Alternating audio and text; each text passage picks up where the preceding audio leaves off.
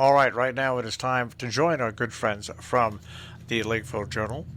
It is time for This Week in the Lakeville Journal, and we have on the line with us Cynthia Hosminder. Cynthia, good morning. Good morning. And Janet Manko. Janet, good morning. Good morning. It's easy to dial the Interlaken when you're trying to do the Lakeville Journal. It's just one of those numbers that, for some, and you know, I don't know why I do this, Janet, but when I dial a wrong number like that and somebody answers, do you think I have the common courtesy to say, "Oh, I'm sorry, I've dialed the wrong number"? No, I just hang up. It's a terrible thing to do. And now they're hearing about it. Yeah, it's just a terrible thing to do. Well, anyway, here we go. We're off and running with This Week in the Lakeville Journal. And interesting story that Deborah Alexanders has on 2 grants for 2 northwestern Connecticut Northwest Corner farms. One of these farms is in the news so much that you almost start to take it for granted, and you never should.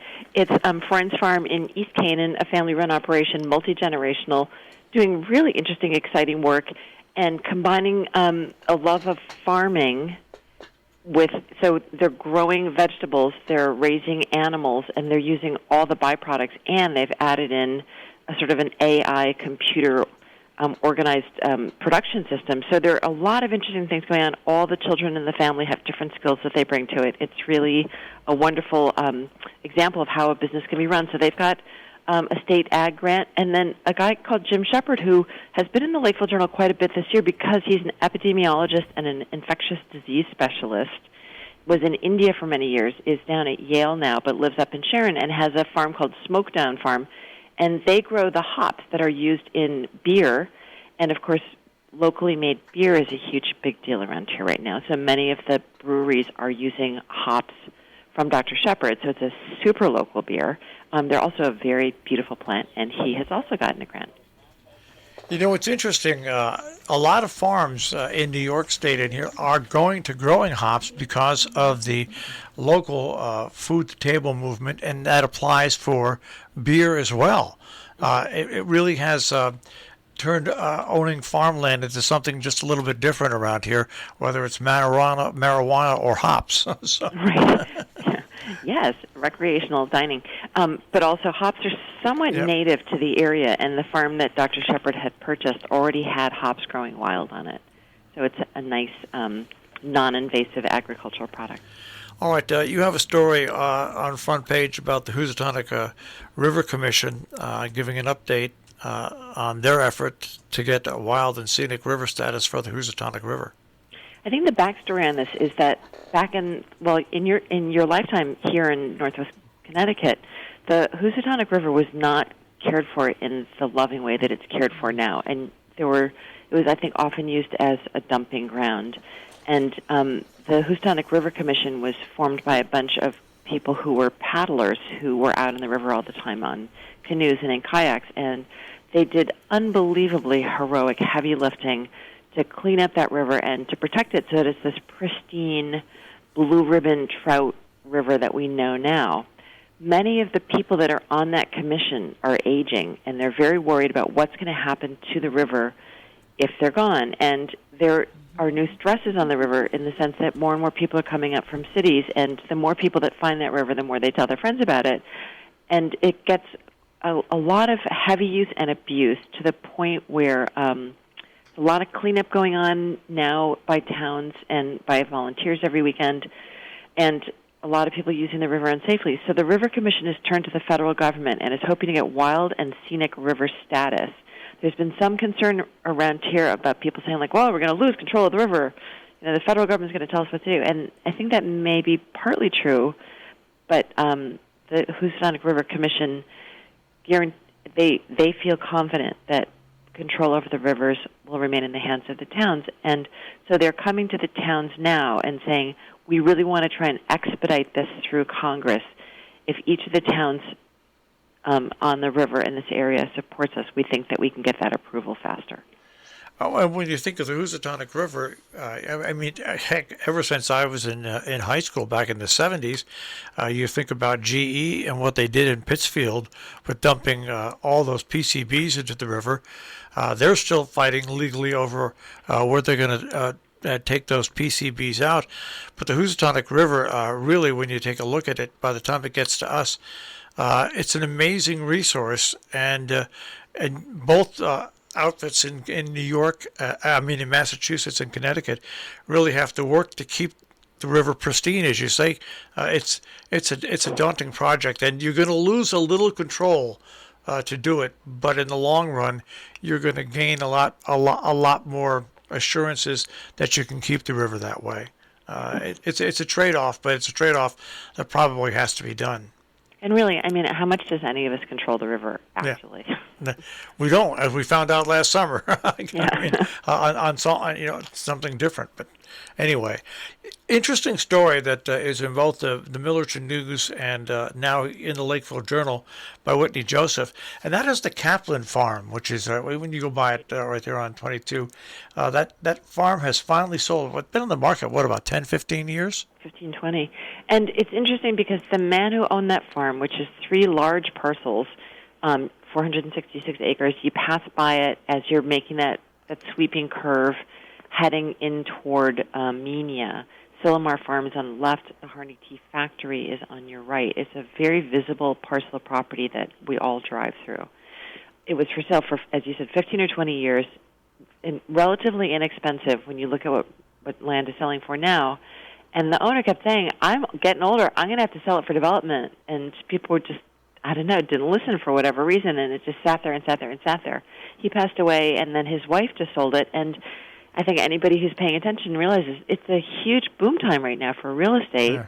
And in the beginning of COVID, it was a lot of people just, I need a house, I need a place my kids can go to school, just wanted to get up here fast and buy something that was done. But now people are kind of going like, oh, I get it, it's really nice up here. And they want to build the dream home. And as real estate agents know, they're saying to clients, there's not as much available in Connecticut anymore, but there's a lot of land for sale relatively inexpensively in New York State. People are starting to purchase that property, and people who own large tracts of property are starting to go before town boards and say, I'd like to subdivide. And that's what's happened here is Linda Kaplan, who's the widow, subdivided into 3 parcels that all 3 sold, one of them last April, one of them last November, and a reader called us up with concerns that she had heard that a development company from New York was planning to put 43 residences on one of those 3 parcels. It's not. We're sort of trying to track down exactly who owns the land. They're owned now by LLCs. It's interesting why the story should affect people here in Connecticut. If you take 44 and you head into Millerton, there's a beautiful piece of land, farmland that has been for sale now for about 6 or 7 years on both sides of the road. Yeah. And that could wind up the same way, basically. Yeah, all of this land that is so beautiful and that we all take so for granted and that's for sale, people really need to think about the fact if once it's sold, it's much harder to control it. And you have an incredible organization like the Duchess Land Conservancy run by Becky Thornton from Sharon. They're working so hard to protect as much land as they can. So support those organizations. But also, at this moment when we're looking at affordable housing and the important need for it, if I was the Harney Tea Company, I'd be thinking, wouldn't it be a bad thing to have some affordable housing nearby so that my workers could work there? Yeah. So there are ways to develop housing so that it's attractive and convenient and maybe not destroying the beautiful view sheds that we treasure so much here. But it's a time when we all need to be paying attention not only to what land is for sale and for how much and how we can protect it, but also about how can we change our zoning laws to make the best possible use of it for all of us. All right, on the front page of the Journal, you have the Region 1 school graduation dates, which are coming up rapidly. Right, and then inside we have details from Patrick Sullivan from the Region 1 Board of Education meeting. Essentially, at Housatonic, you're going to need a ticket. The other schools, I think, not so much, and I think most of them are doing them in tents outdoors. They're all going to be sort of next Tuesday, Wednesday, Thursday. And Sharon's going to have a parade. Sharon's going to have a parade. Sharon said they're going to have a parade. Nice to see this picture on the front page. I know there's some people that don't like Lime Rock, but you know what? It's another sign of the return to normalcy. The Lime Rock Park was back with a big opener, and despite the cold weather, despite the rain, the cars came and people came. Right. There was a lot working against Trans Am for this weekend. One is that it was rainy. Another is that the track has 3 new owners in addition to Skip Barber. And then, of course, there was COVID. And so there was a lot, and you can't just sort of pick up an event like this and organize it the day before it happens. You have to start planning ahead. So I thought they did a pretty good job of staying flexible, making it inviting for people. They offered free vaccines for anybody who hadn't been vaccinated yet, which I think is super cool. And they had a good weekend in spite of the rain. And a local guy from Poughkeepsie who considers Lime Rock his home track was a winner. And they're getting ready now for the next big event, which is the weekend of July 16, 17. All right. Take a look at the final story on the front page by Patrick Sullivan, honoring the memories of Stonewall and the progress of LGBTQ plus rights. Right, and one of the first in-person library events in the region was Jane Fleischman, who's hilarious, and an author and an educator. She specializes in sex, but especially for sex for people with disabilities and who are older. So she was writing about the Stonewall generation, who are now, as you think about it, getting on in age. And she had a very interesting reading of her new book, but also an interesting conversation with many people in the audience of very different age groups talking about what it is like to be gay, to discover you're gay, to live as a gay person in America now. Really fascinating, and I think people felt very at ease and shared a lot. I like Poets Corner on page A2. I'm going to let Janet talk about that. Sure.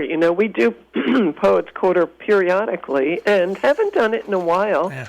But we had Rob Funkhauser from Canaan send us one of his thoughts, that is a poem, and thought, well, what better time than June to start up again? And so if we have anyone who is inspired, and what's more inspiring than these beautiful days we have in June and looking forward to the summer and thinking about life, as it starts to open up again after a pandemic, we welcome anyone to send us their thoughts and read Rob's poem, Tiny Bully. It is going into what we consider a quiet month, but there's lots of local news on your Our Towns page from the Planning and Zoning and the Work at Home regulations, the Sharon Center School Project, and transfer station. I mean, there's a lot going on into the summer. I guess last month was, a couple weeks ago, was Infrastructure Week, and you're definitely seeing Infrastructure Week here in the Northwest Corner, not only with the road grants and the bridge grants and the building, but also with the farm grants from page 1. But get a couple of big hot fights coming up, too, and one of them is the work from home regulations in Cornwall, which have been hotly discussed. And it's interesting because, of course, right now with COVID, everybody's working from home. I'm working at home. I love working from home. A lot of people like it. A lot of people are moving up here because they can work from home. But Cornwall, which is a very thoughtful town for the most part, has been working on regulations so that your home business and the joy that you experience working from home doesn't impinge on your neighbors and their privacy and their rights and their sense of quiet. And they finalized their regulations, and they met again last night, and the public was not allowed to comment, and there was a lot of anger about that. And there's now a new new email group that's been started by Joanne Wojtusiak, who is a person that attends every meeting, which is really to her credit, and really tries to throw up the devil's advocate point of view to the selectmen. But she's mad, and she feels that something that we've been hearing a little bit, which is the COG, which is the organization of the first selectmen from 21 towns. People feel like the COG is trying to ram something down their throats, and in a sense, that's true. It is a regional planning organization. They're trying to look at the region as a whole, and right now they're very focused on affordable housing and helping towns to meet what the state says is a minimum 10%. But it's a lot of subtlety to it, and it'll be an interesting ongoing conversation that should keep us busy for the summer.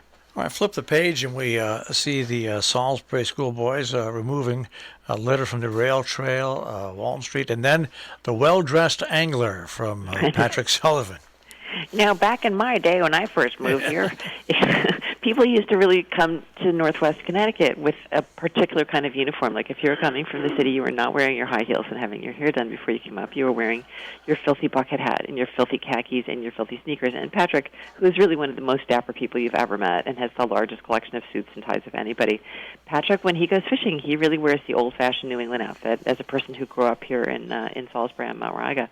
So he talked about not only wonky old pieces of clothing that we love, but also about technical gear.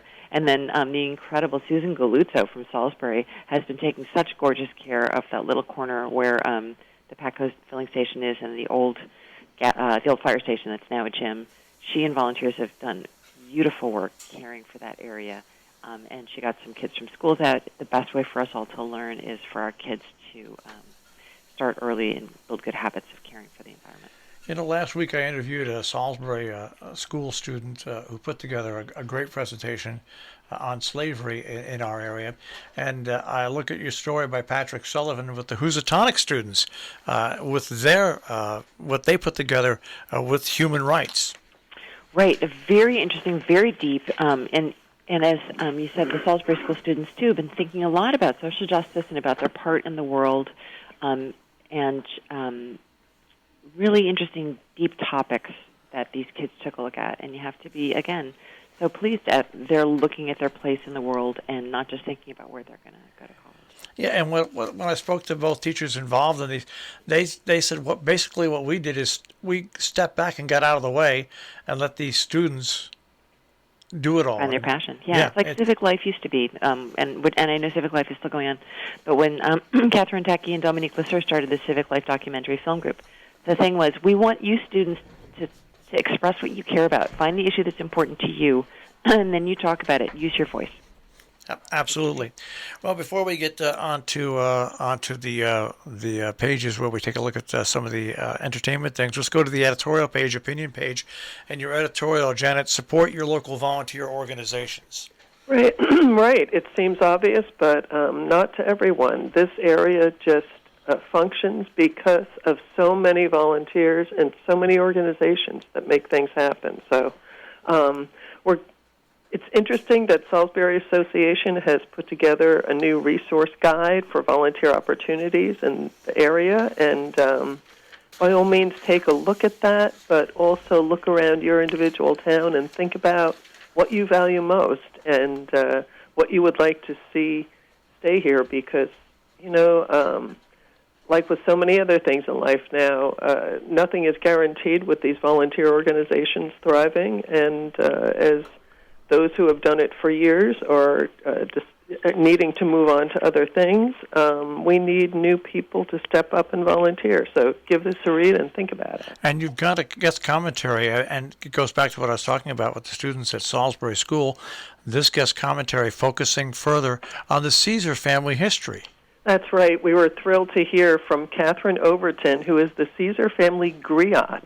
And many people will know what that is, but I was glad to have her explain to me it was the one who tells the story for that family. So she lives down in Maryland, but shared her knowledge with us, and really fascinating. And I hope she actually sends us some more thoughts at different times, because very expressive, very readable, and really interesting about the history of the Caesar family and our area.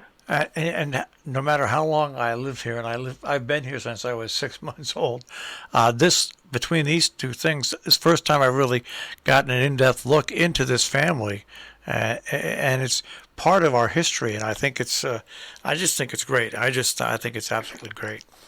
Yeah, it's part of our history that has been reported on widely, and so Ms. Overton quotes stories from the Hartford Current, but she's correcting some of the facts. So the way she puts it is she's clearing up long-standing myths about the property name and the status of its owner. So give it a read. It's fascinating. And you've got a couple of other articles, Empty Oceans, Time for Alert, and White Space and Tiny Type, Balance Needed for Reading. All right. Matt Gordon, our occasional observer, is writing about graphic design and how we see things on a page. When it comes to reading, white space is important, and it doesn't matter if it's on the printed page or on the computer. There are all kinds of ways to make it more readable, and he talks about that in depth. And I know some of our readers will find it fascinating, and certainly a lot of our staff who works with this all the time found it fascinating. So thanks to Mac for thinking about this.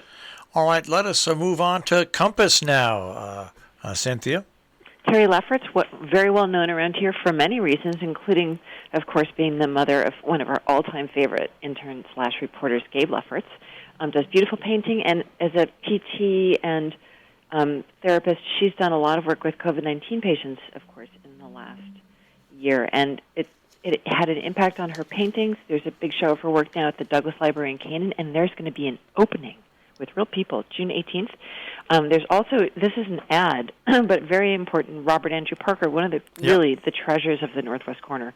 Very collectible, beautiful work, amazing guy, jazz musician, still painting in his 90s, not going to be here forever. Opening for his show at the Cornwall Library June 12th. James Barron Art has a show. James has a lot of work of his own that he's got at the gallery, and he loves to organize it by theme. And the theme for the show is red. There are also pieces on loan, including this piece by Philippe Guston.